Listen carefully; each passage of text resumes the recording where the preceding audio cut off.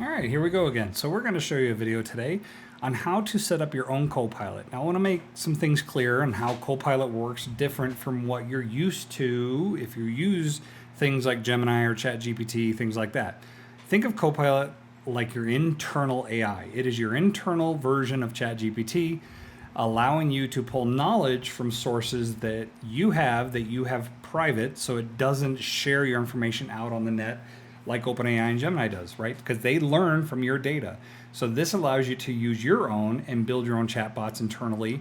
You can publish these chatbots to different websites. You can publish this chatbot to your team's environment, whatever the case may be. This allows you to build your own. So we're going to go through that right now. And again, I'm going to go at a very basic level just to get you started. And then if there's ever any requests for a little bit deeper dives into things, we can definitely show you that. So how do you get here? How do you get to the the Copilot environment? See, I even said ChatGPT. All right, so what you're going to want to do, go out and do a quick search. Copilot Studio. You're going to do a search on Copilot Studio. The first link that comes up, you're going to go ahead and click that. And it's going to bring up an environment that's basically the homepage to Microsoft Copilot Studio. You're either going to sign in if you already have an account with Microsoft, specifically an Azure account or Microsoft 365 account. This is where you're going to click sign in. You will need some of that access, but you can click here and click try free, and it will set things up for you. So when you click that, it'll ask you to create an account, start up, all that good stuff. That's where you want to click. Once you do that, it's going to take you to your home page of your Copilot Studio. This is where it's going to allow you to create a new Copilot, which is what we're going to do. One thing to know, I want to point this out. You're going to be in the default environment. You're going to be in your default environment of what you set up as part of your provisioning when you start up your account.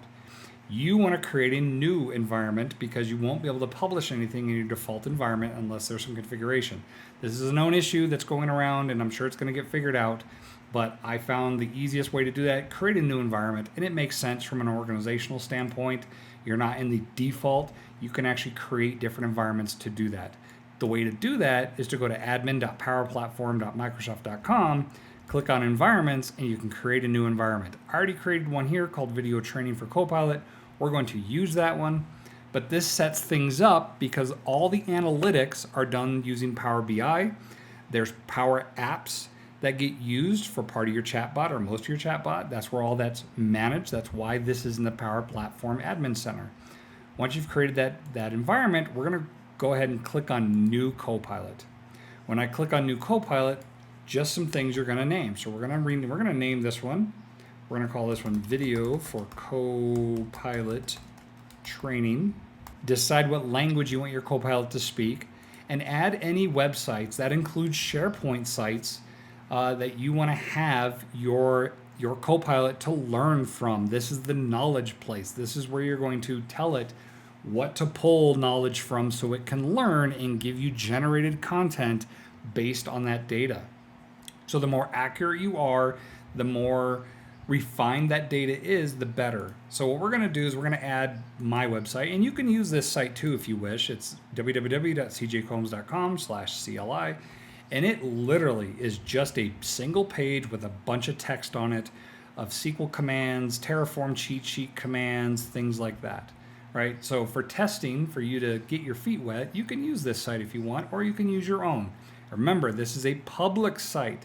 So this is where it's going to pull information in from. That doesn't mean your Copilot's going to share out information to that site. It's just pulling knowledge from that site so it can learn and generate AI to you through the chatbots. We're going to go ahead and paste that here. And I'm going to click on Edit Advanced Options. The reason I'm doing this, I can change my icon if I wish. I can upload a new one. I'm going to turn off lesson topics. You can keep this on if you wish, but this allows you to get some lessons as you're navigating through the interface. I'm turning mine off because I'm kind of showing you that anyway. The solution set, you can either choose the default solution or the common data services. Just choose the common data services. That one's fine. You can change the name here for your schema. By all means, have fun. You can also set voice capabilities, but we're not going to do that because it's a little bit more advanced, and we're going to leave that be for now. We're going to go ahead and click Create. as it creates, it's going to set up your Copilot. This is the provisioning stage. It's going to do the initial provisioning, and then we'll let you know when it's ready. Okay, now that it's done its initial provisioning, it's going to bring you to this environment. I'm going to walk you through this a little bit. Over here is your navigation. This allows you to create topics, and I'll talk about that. This allows you to see the generative AI that's going on, any additional actions you want to do, the entities, analytics, things like that. This is also where you can publish. You're going to notice up here your Copilot's now provisioned. It did it really quickly, right? So, but understand the AI is still learning from the data you gave it. I initially gave it this website, and if I was to go out here and ask it, what is the command to start Terraform? It's not going to know. It's going to come back and go, can you please rephrase your question? I don't understand, because it hasn't learned yet. Right? So again, this shows you it's very secure. It's not going out to the internet and looking at data and bringing in shared data to your environment unless you want it to, right? It's learning what I've told it. I'm going to add a file here for now, and we're going to click to browse, and I'm going to pick up the text file, the Terraform cheat sheet, and it's going to upload that. When it uploads that, it's going to index it, meaning it's going to walk through all of the text. Basically, what I showed you on my website is the same exact thing. It is exactly the same. It's the same data, right? So you're going to say, hey, it's been successfully uploaded to the Dataverse, and I'm indexing that data. When this is complete, it means it has learned that information, right? But that's okay. We can still continue to work and get things going. So one of the things that I want to show you in this environment is you have your left-hand navigation, you have your testing of your Copilot right here, and you have your work environment over here. And based on that, if I'm in generative AI, I can scroll all the way to the bottom and I can give it specific instructions for this Copilot, so I can preset things up so it's ready to go. It understands what it's going to be doing. You can also connect other things like your OpenAI, Azure data. You can do additional generative answers. I'm going to show you how to do that. But just showing you that once you get this provisioned, you can start working on it, right? So we're going to go into topics. And when we go into topics, this allows us to start creating additional topics that we may want to have. Now, of course, it's going to be pulling data from the sites that you tell it and whatever else you want. And the way you can do that, and I'll show you that here, is clicking in to this area here in your Copilot to allow you to edit what that workflow looks like. If you've ever worked in Power Automate or Zapier, it's going to look very familiar because it's built off of that environment, or that UI, that user interface for developing a workflow. All right, so what we're going to do is, as you can see, there's 4 topics here that get dynamically created when you provision your Copilot, and there's also system ones that get created automatically, and you can't delete these, you can't edit them. These are the ones the system creates. So we're going to create a new topic. So we're going to say new topic from blank. You can create a description using Copilot, but we're going to go from blank because I'm going to show you the process. It's going to create an environment workflow for you. And this is where you can set things up. This is where you set your phrases. So I'm going to go ahead and click on edit on the phrases to allow anybody asking questions that this may catch it, right? So we're going to click on edit. It's going to take me over here, and I'm going to edit. I'm going to add the phrase. We're going to say, how do I make a make.com workflow? Hit enter, it enters it in. We're going to say make.com, enter. We're going to say scenario make.com. Again, these are basic phrases, but it will learn based on what's being told. Okay, that's just how it works. It will learn through natural language, but it's going to see this and kind of make assumptions based on a score and say, yep, that's what they're looking for. All right, so here is the first one. I'm going to click on the hand so I can move this over. Oh, I can't move it yet because I got nothing there. All right, so we're going to click on this. We're going to click on the plus sign. This is the phrases. Now you have options to do things with based on what that phrase is when someone asks it. So we're going to say, how do I make a make.com workflow? So I can do something very basic like send an answer. So we're going to send a message. Just go to make.com and click on new scenario. All right, and I'm going to click save. So this topic is now saved, and I gave it real-time data to work off of based on the phrase that's asked. All right, that's how that works. You're going to see it's successfully saved. Topic is saved. We're going to rename this topic. That's a very important thing. We're going to say make.com, just because that's what I want to know it as the topics, not a bunch of untitles. And we're going to go over here and we're going to say, how do I make a make.com? We'll say flow. All right, I'm changing it up. You're going to say it's going to go over here, and you're going to see it start to flow through. There, it just highlighted, and it says just go to make.com and click on new scenario. There you go.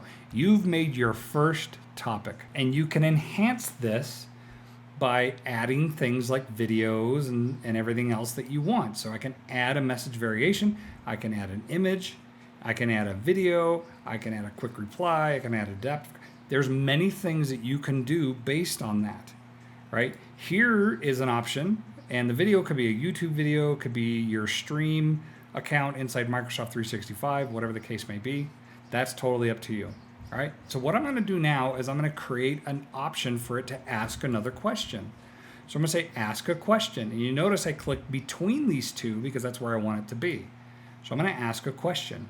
We're going to say, which part of make.com do you want? And I'm going to click an option for the user. This is where I want them to be, and I can have multiple choice options, or I can have other options in there as I wish, but we're going to leave it as multiple choice options. And we're going to say scenarios or integrations. And I'm going to just hit tab. And when I hit tab, you're going to notice it dynamically creates each one that you want. So that's how asking a question and posing it works to show you what those do. I'm going to delete this option down here. I could copy that over if I wanted, but I'm just going through this quickly. And based on the scenarios, I can add another option. So this one we're going to add send a message, okay? And it adds it underneath here. And I'm going to paste in that data. Let's make a scenario. I'm going to do the same thing over here. Send a message. I'm going to paste that in, and I'm going to click save. Showing you how you can work through a flow, giving someone data that they need. Now, you can add a ton of different things in here, not just static responses that I'm doing. You can pull this data. You can have it pull from the Azure OpenAI data. You can do a lot of things. You can calculate. You can add formulas. You can do a lot of things in here with variables and such. It really allows you a lot of flexibility in building this. It's very low, no code, but understand you have a lot of power and be able to do this. So now that I've saved that, I'm going to go back over here. I'm going to ask it again. How do I make a make.com workflow? And we're going to hit enter, and now it's going to ask me a question. It's going to say, okay, did you want something with scenarios or did you want something with integrations? And I'm going to click scenarios, and you're going to see it's going to flow down this way, and it's going to give me that option. It's going to give me that data. As you saw, it flowed down here, and it says just go to make.com, click on new scenario, as I have right here. This shows you the capabilities of being able to do that. Now what we're going to do is we're going to enhance this a little bit by adding a video to this so someone can go click on it and do what they want to learn more. So in that message, I can add a video link. So I'm going to go in here and click on add and create a video link, and I can give it a title if I want, but we're going to say media URL. I'm going to paste in a video. I'm going to tab, and you're going to notice it's going to update to the actual video itself. See? Pretty cool, huh? I can do it over here too. Again, if you have a different video that shows them how to do an integration, you can do that. You can also paste a link to maybe a knowledge base article or something that gives them direction on where they need to go based on what they're looking for.